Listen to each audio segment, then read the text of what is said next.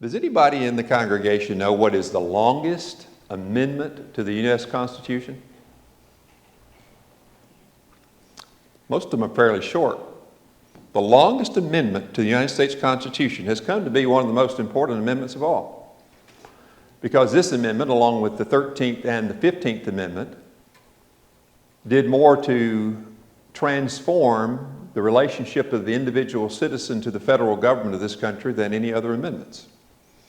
Amendment 13, if you're familiar with, is the amendment to the U.S. Constitution that effectively ended, at least from the Constitution's perspective, the right to own slaves. 13th Amendment. The 15th Amendment was an amendment to the Constitution that, at least theoretically, guaranteed the right of black males to vote. But the 14th Amendment is the longest. It has 5 different sections. A couple of sections are obsolete. Most of the time, the first section is the one that we talk about today as we talk about how the Bill of Rights are applied to individual citizens in the states. Whereas prior to the 14th Amendment, pretty much the U.S. Constitution only governed what Congress could do and did little to interfere with what went on in the states. But there's a section of the 14th Amendment that's particularly relevant to what I want to talk about today. And it's on the screen behind me. I think it will be. Perhaps it will go back up there. Clark's going to get it. I've been reading this past week a book by Eric Foner, The Second Founding, How the Civil War and Reconstruction Remade the Constitution. And as I was reading this and thinking about this particular section of the 14th Amendment, which was very relevant back during the period of Reconstruction, right after the Civil War, as the Union was trying to regain essentially control in the South. I want to read the section of this 14th Amendment to you. It says, Section 4, the 14th Amendment to the Constitution, the validity of the public debt of the United States authorized by law, including debts incurred for payment of pensions and bounties for services in suppressing insurrection or rebellion, shall not be questioned. Let me stop there. That simply meant that the United States government was telling everybody, including the southern states, that the debt they incurred in putting down the Southern Rebellion, the insurrection, was valid. In other words, the bondholders were safe in the North who had invested in the Union's future. But there's more. But neither the United States nor any state shall assume or pay any debt or obligation incurred in aid of insurrection or rebellion against the United States, or any claim for the loss or emancipation of any slave, but all such debts, obligations, and claims shall be held illegal and void. What does that mean? That means if you invested in the Southern Rebellion, your money was gone, along with your slaves and the loss of those slaves.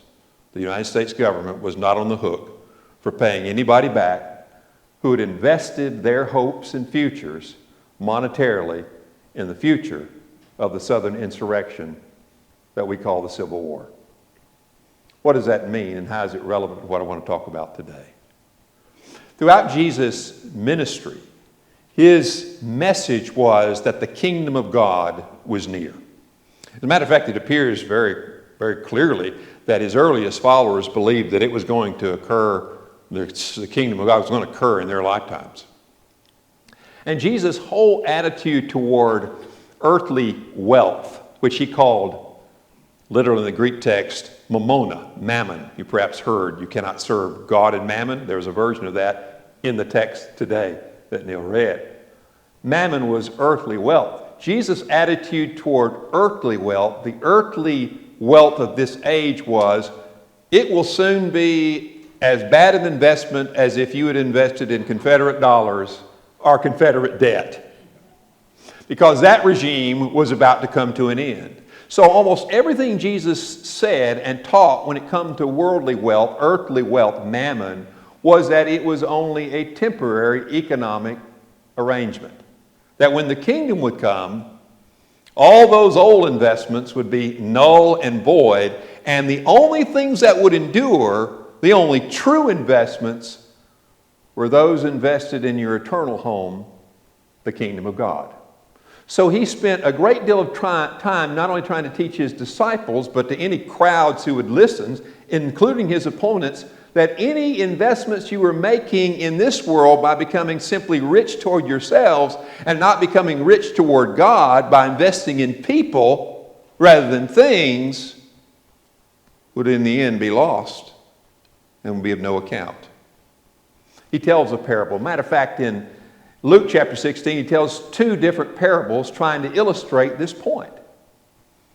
The first parable is the one we'll deal with today. It is arguably the strangest parable that Jesus told, because it sounds like that Jesus is endorsing some pretty shrewd, clever, even unethical behavior by a steward, a manager of a rich landowner's farms.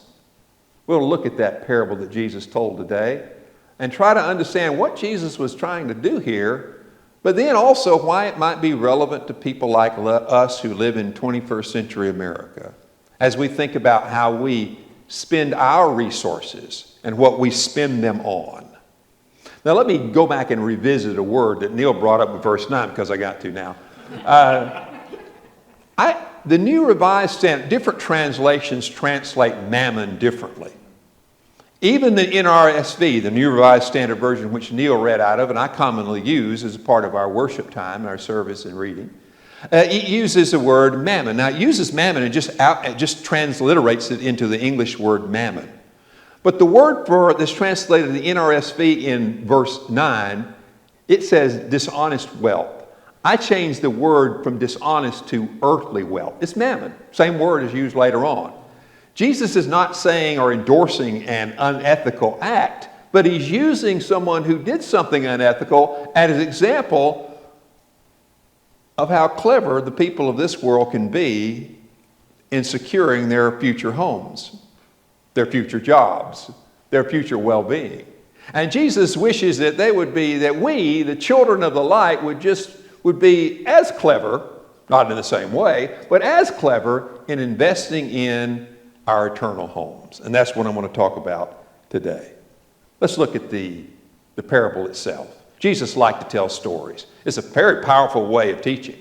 Matter of fact, many people who don't read the Bible on a regular basis have some recollection of Jesus' famous stories, whether it's the prodigal son, like we've mentioned just recently, or any number of parables Jesus told. The Good Samaritan, people know these, or they think they know these stories, at least the popular versions of these stories, because Jesus was such a powerful storyteller. He drew from everyday life, and he used those kinds of common stories to relate spiritual truths. And that's what he does in this story. But let's look at it. The parable that Jesus told is of a rich absentee landlord with a wasteful manager, sometimes translated as steward.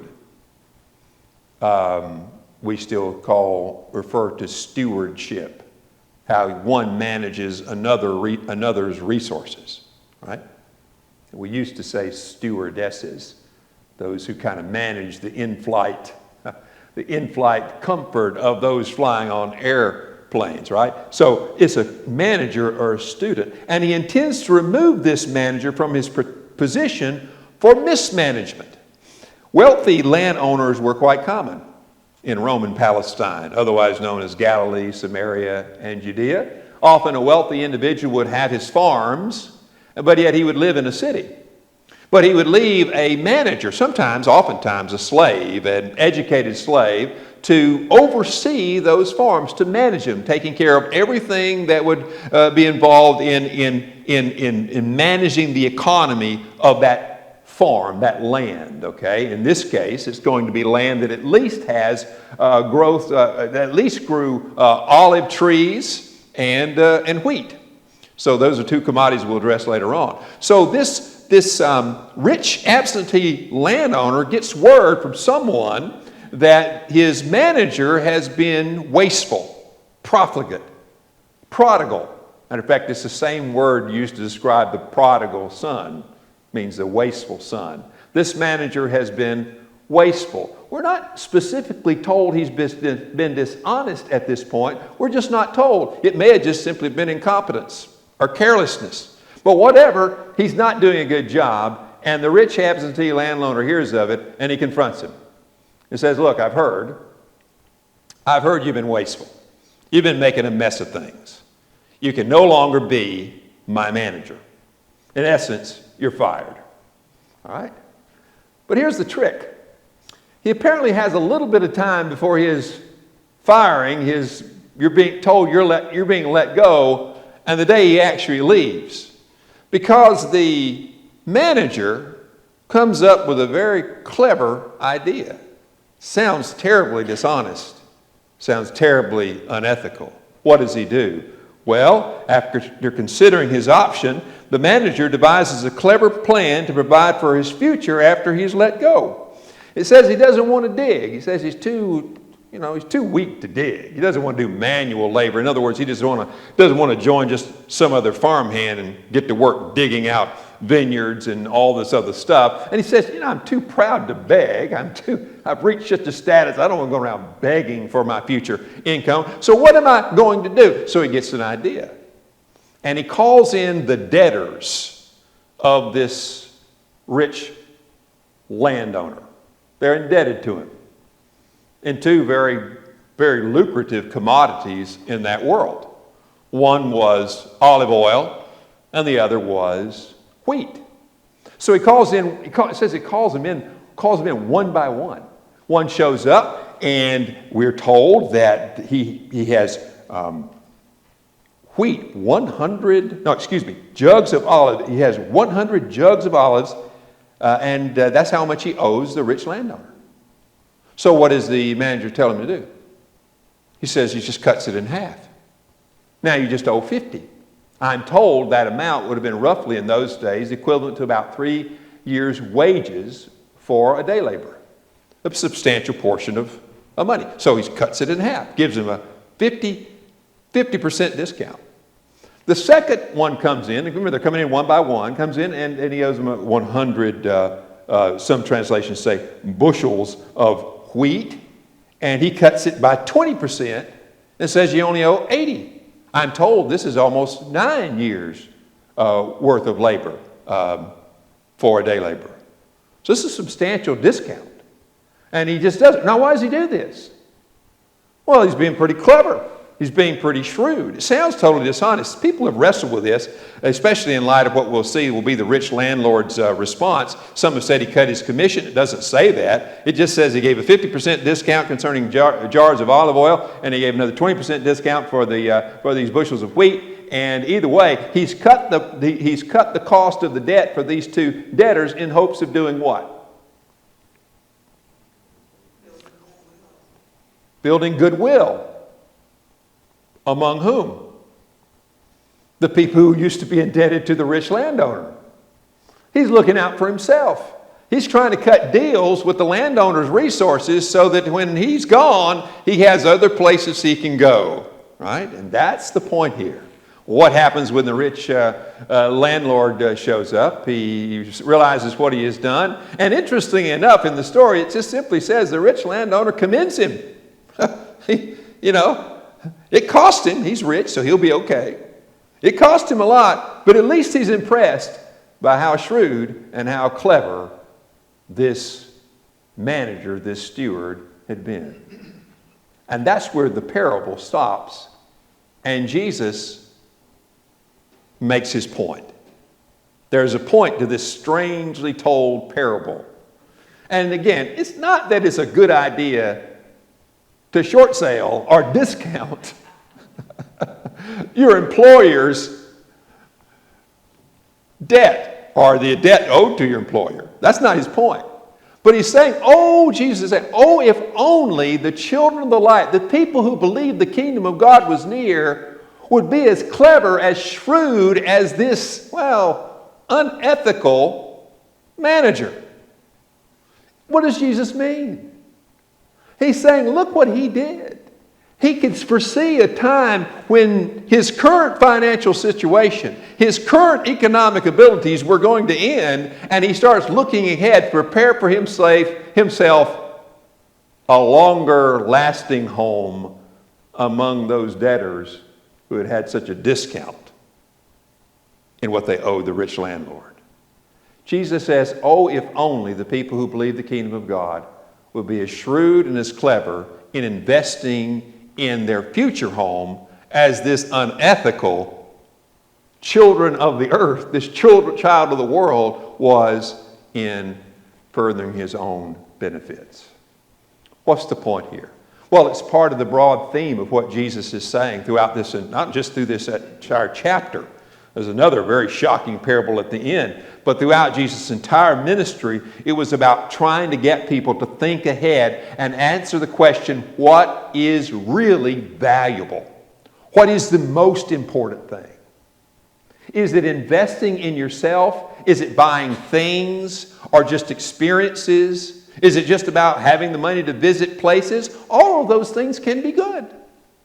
We all like things. We like to have good food. We like to have a cool home in the summer and a warm home in the winter. We like to be able to go and transport ourselves to different places and see and learn interesting things. Those things are not inherently bad, but it becomes a matter of emphasis. As we say, up to a point. Remember, up to a point. And then it becomes a matter where you're simply seeing life as the accumulation of things, and you're putting all your marbles into one container. A container that when you leave this world, you will no longer be able to access. Right? That's what Jesus is saying. He said it in other ways in different parables. And here he's doing it in a very shocking, very eye-opening way. He told this parable to get people's attention because it's counterintuitive. It's one of those stories you don't expect Jesus to tell, but he tells it and turns it to make a point. If you want to be rich toward God, invest in the right kingdom. God's or your own. Now, we all should realize this.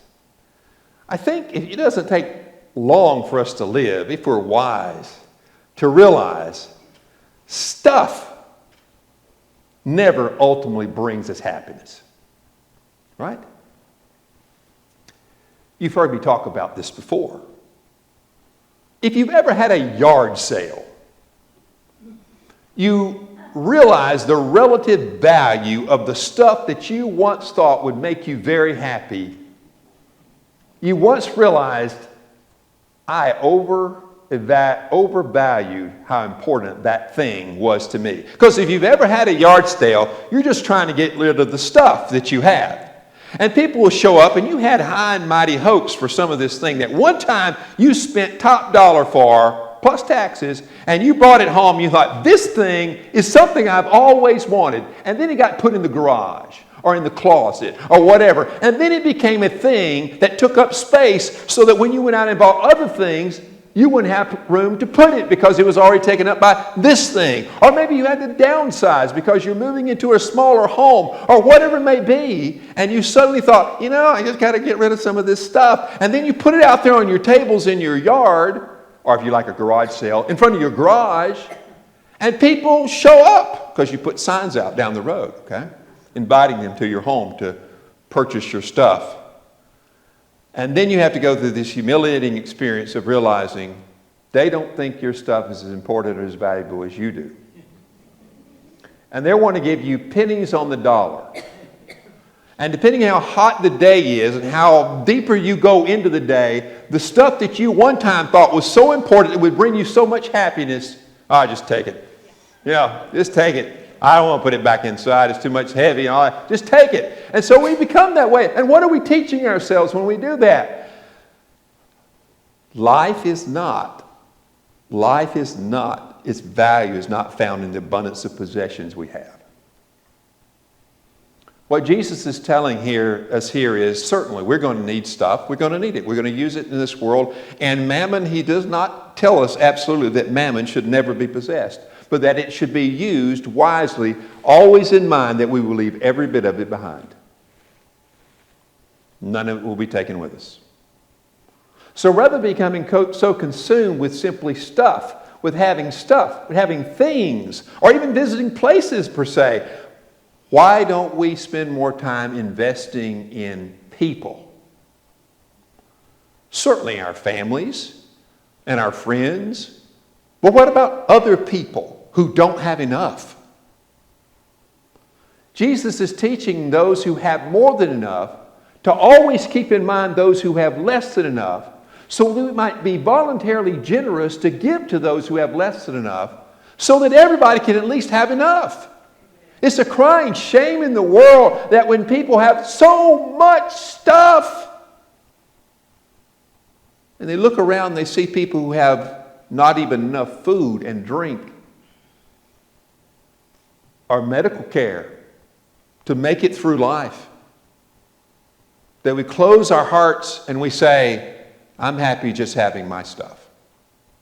My stuff. Keep your hands off my stuff. My right to buy my stuff is my right. Jesus says, yep, but you'll leave every bit of it behind when the regime change happens. It's like investing in Confederate dollars. It's like saying, I'm going to invest in the Southern Rebellion. Old Jeff Davis. I'm for old Jeff Davis. Guess what? Jeff Davis set off running, and every bit of it was gone. Did you know in the South that banks in the South had more mortgage, they were holding more mortgage debt in slaves than they were in land? It's true. There's a great book on this called The Half Has Never Been Told, which details Southern banks had more debt, holding more debt in slaves than they did in land. That's incredible. Guess what? After the 14th Amendment, all gone.